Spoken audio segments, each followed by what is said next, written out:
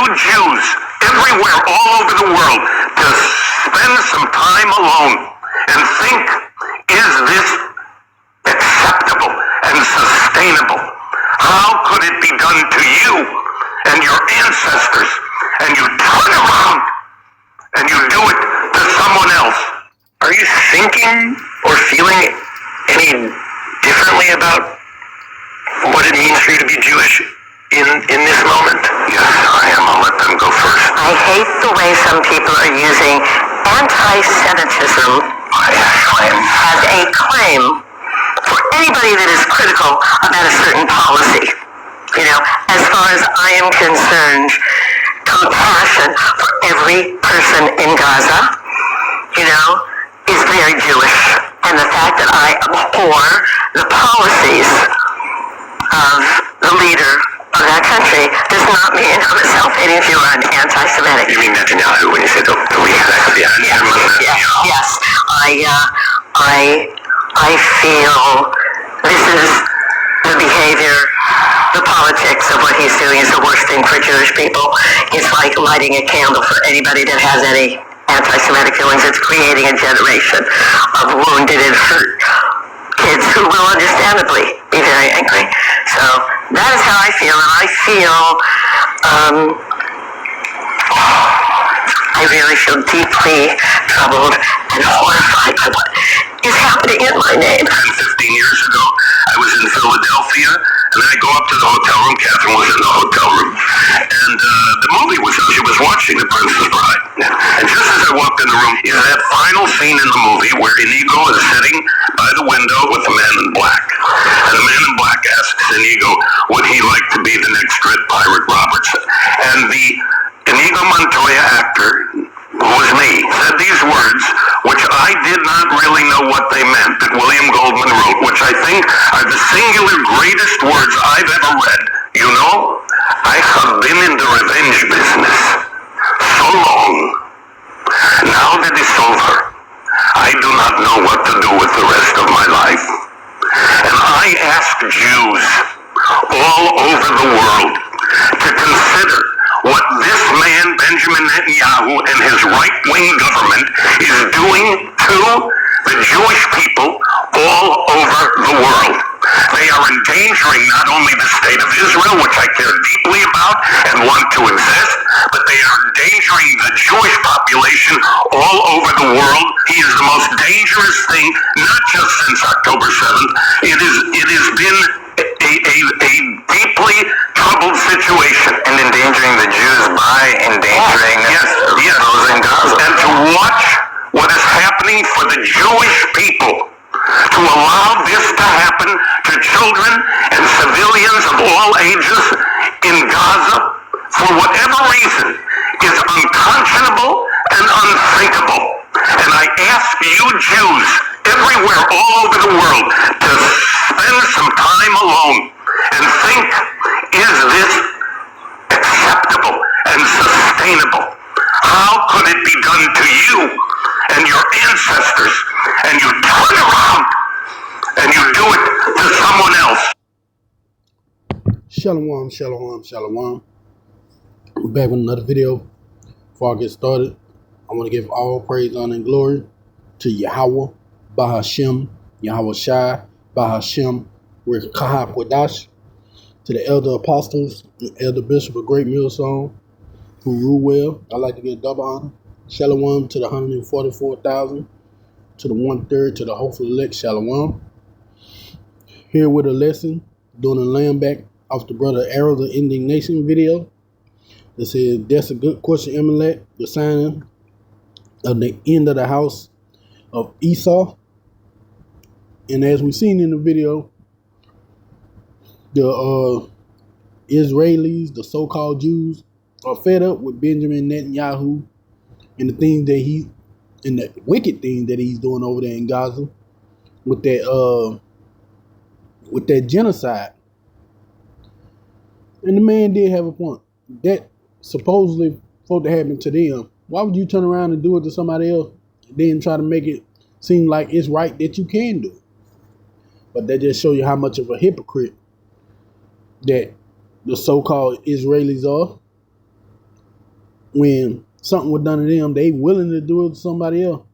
But you can't even speak against them. And then it's anti-Semitism. I'm hurt.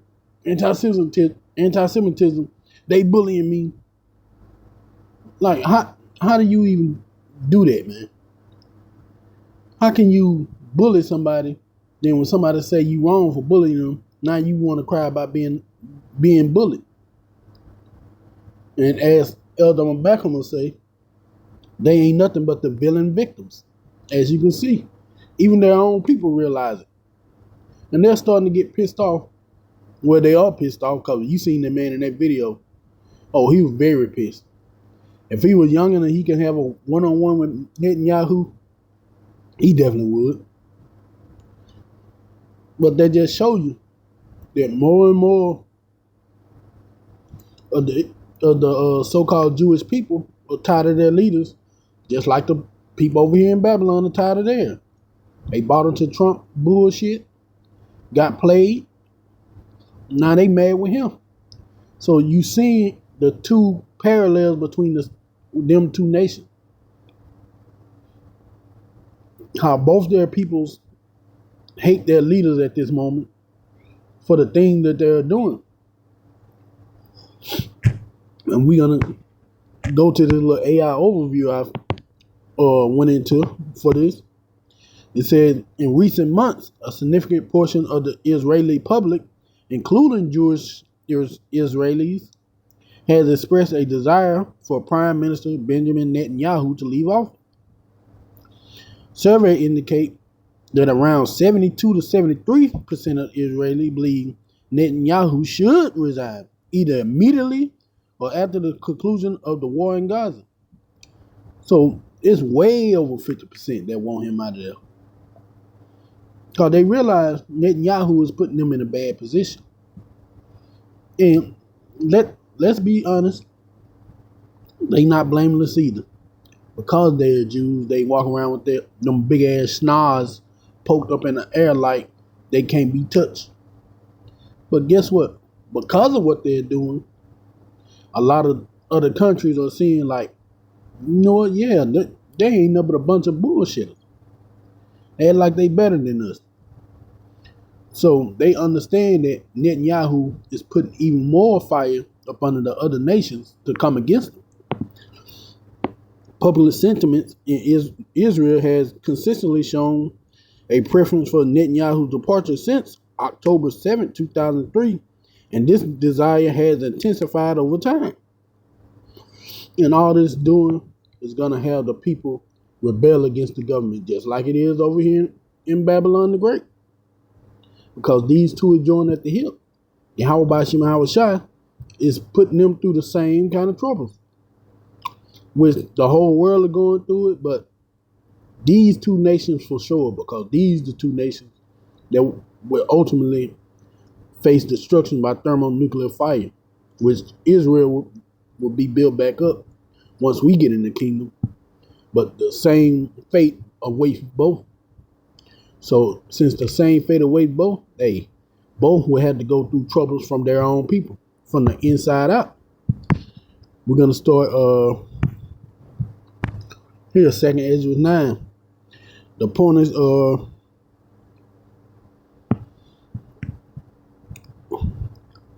in 3, Salaki. And he answered me then and said, measure thou the time diligently in itself. When thou seest part of the signs past, which I have told thee before, then shalt thou understand that it is the very same time wherein the highest will begin to visit the world which he has made. And we're seeing that Yahweh Ba'ashim Hawashai is definitely visiting this world that he has made. I mean, there's chariot sightings. It went from every other day to every hour to down there every minute. We see chariots everywhere, all over the earth, over every country, showing themselves now.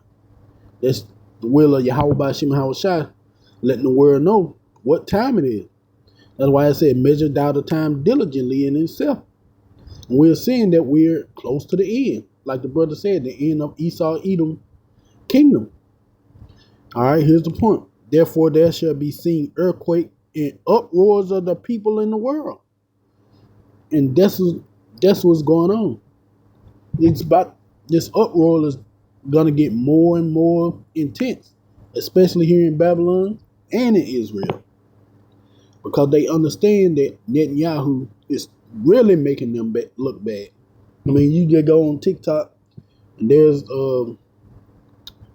people really coming out about, hey, they don't like the Jews like that because of some of the bullshit they done pulled. Now, if you add on this genocidal war that Netanyahu has against Gaza with these women, children, the elderly that can barely eat, they're bombing them every day, gunning them down when they run over there for help to eat, for food. People are seeing this. They can no longer hide their wickedness because Yahweh Ba'ashem Yahushua doesn't want them to. So now, all the other nations are getting pissed with the Israelis, with the so-called Jews. Now, that anger is felt by the public. And they understand that, hey man, if we don't get this guy out of here, we're going to have the whole world on our behind. And we're going to look up this word uproar. Uproar, a loud and impassionate noise or disturbance. Let's see. Yeah, there we go. Uproar.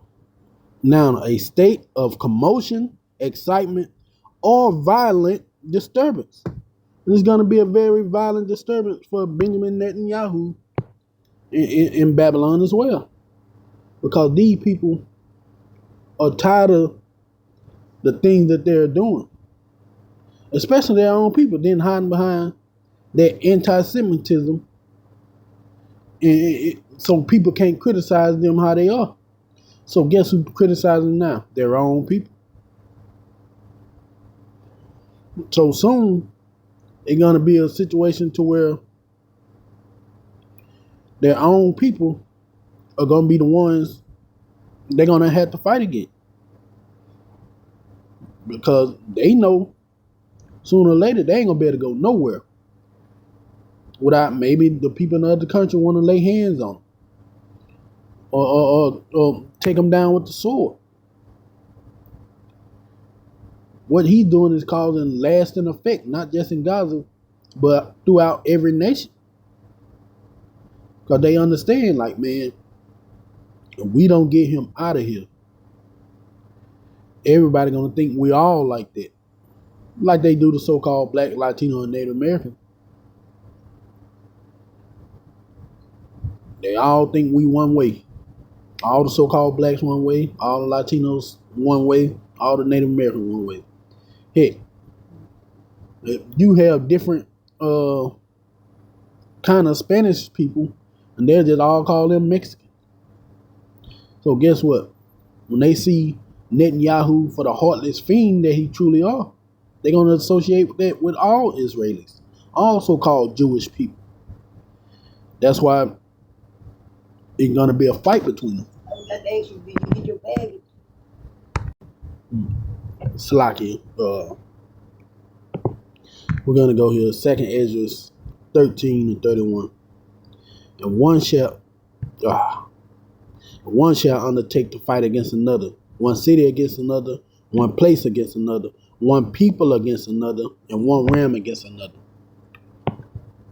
And we're going to see a lot of that go on once Jacob's trouble truly kicks off, truly coming to its fruition, where it's going to be a all against all free for all, where the people of one nation are going to rebel not only against the tyranny of, not only against what's going on in their country, but against their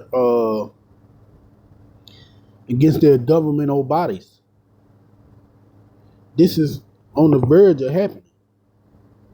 This, like the brother said, this is the beginning of the fall of the kingdom of Esau. And we're going to go here, 2nd Ezra 15 and 14. Woe to the world and them that dwell therein. For the sword and their destruction draweth nigh. One people shall stand up to fight against another with swords in their hand. For there shall be sedition among men.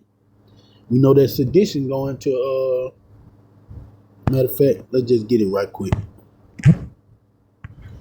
Sedition, conduct or speech of inciting people to rebel against authority or a state or monarch. So basically rebellion. Rebellion against governmental leaders. And the two main governments they're gonna be at definitely gonna have a rebellion is Babylon the Great, which is America, and is in the so-called state of Israel. As we've seen, 72 to 73% of people want Benjamin Netanyahu out of office. So if he ain't gonna get out, that's what's gonna have to happen. They're gonna have to put him out. That's where the sedition gonna come in. For there shall be sedition among men, and evading one another.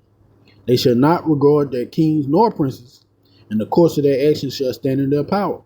And the kings and princes go to like their elected officials. So once they get to the point of they done had enough, hey, they coming after Netanyahu, and they're gonna make sure they get him out. Now remember, it started off saying, "Woe to the world and them that dwell therein." So this was saying the world in what's that? Salaki, I can't think of it. Not Cosmos. Not Aeon. I cannot think of that name right now. It's slipping me. But it's talking about the entire world. I mean, everybody gonna go through it. Some of the nation, government, they probably got their nation on a little bit tighter control. But for sure, Babylon the Great, and I say for sure, that state of Israel, because you seeing those two countries having the biggest uproars, gonna have the biggest uproars of the people because of the things that they're doing. So they're not gonna regard elected officials. They're not gonna regard their kings, meaning their presidents, because they understand, hey, y'all not doing what y'all said y'all were gonna do, or y'all not doing what you're supposed to do. And it's coming. The fall of Esau, as the brother said, is very close. Because we seeing them now, when they used to back their president, now they hate him. Heck, they even hate each other. Have you seen the man? Like he said, he want all Jewish people to sit back and think about what's going on. Think about what's happening. That means he understands that the other Jewish people that support Trump, they need to be ashamed. And you think them people not Trump, but Netanyahu should be ashamed. You think they really care? No. Because if you on the comment boards in those videos, they saying that's good. That's what Gaza get, and they shouldn't attack them first. And they have a right to wipe them people off the face of the earth. So guess what? They're a kingdom divided. And as the Lord said, a kingdom divided, it cannot stand. And we're going to finish off with that scripture here in Mark 3:24. And if a kingdom be divided against itself, that kingdom cannot stand. And if a house be divided against itself, that house cannot stand. And if Satan rise up against Satan, if Satan rise up against himself and be divided, he cannot stand but have an end. Thus will be the end of Esau, Edom, and his wicked kingdom. Because they are very divided, and we are at the end. Which the scriptures say Esau is the end of the world, and Jacob is the beginning of that fall. Salaki. So get ready. It's coming. Hope this video will edify. I want to give all praise, honor, and glory to Yahweh by Hashem and Hawashai. Shalom.